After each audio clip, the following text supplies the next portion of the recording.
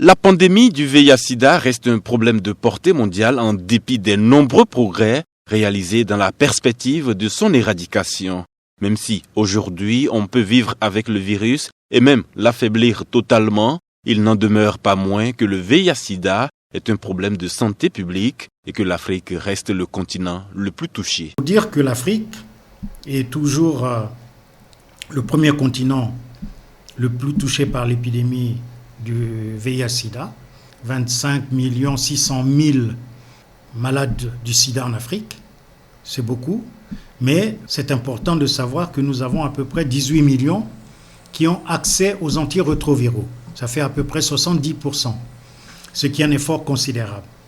Et donc, ce chiffre montre que les Africains ont investi, bien sûr, pas simplement les gouvernements africains, mais aussi les initiatives internationales comme le Fonds mondial de lutte contre le sida, le paludisme et la tuberculose, ont investi pour avoir ce résultat. Parce que si vous avez un traitement qui aujourd'hui permet aux personnes vivant avec le VIH-Sida de vivre en bonne santé et de vivre longtemps, cela sécurise aussi la transmission, surtout quand on a une charge virale. La charge virale est supprimée. Le VIH-Sida, une pandémie percutée cette année par une autre, celle du Covid-19, venue ralentir les diagnostics et compliquer les traitements, comme c'est le cas notamment en Afrique.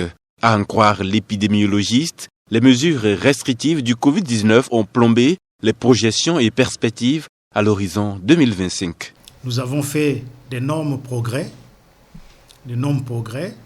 Le Covid-19 arrive à un moment où nous avions besoin d'accélérer la lutte contre le sida, et ce qui pourrait remettre en cause notamment le traitement, le dépistage, parce que les chaînes d'approvisionnement, que ce soit pour les tests que pour les médicaments, sont perturbées à cause des restrictions imposées par les mesures de riposte contre le Covid-19.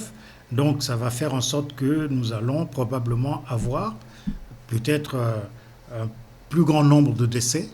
On estime maintenant même à plus de 150 000 décès supplémentaires à cause du fait du Covid-19. En 2019, 1 700 000 personnes dans le monde sont mortes du VIH-Sida et l'Afrique en dénombre à elle toute seule 1 million. Et tout en espérant une fin imminente du Covid-19, Pierre Mpele appelle le corps médical et les différents responsables du secteur de la santé à rester mobilisés pour éradiquer totalement la pandémie du VIH-Sida.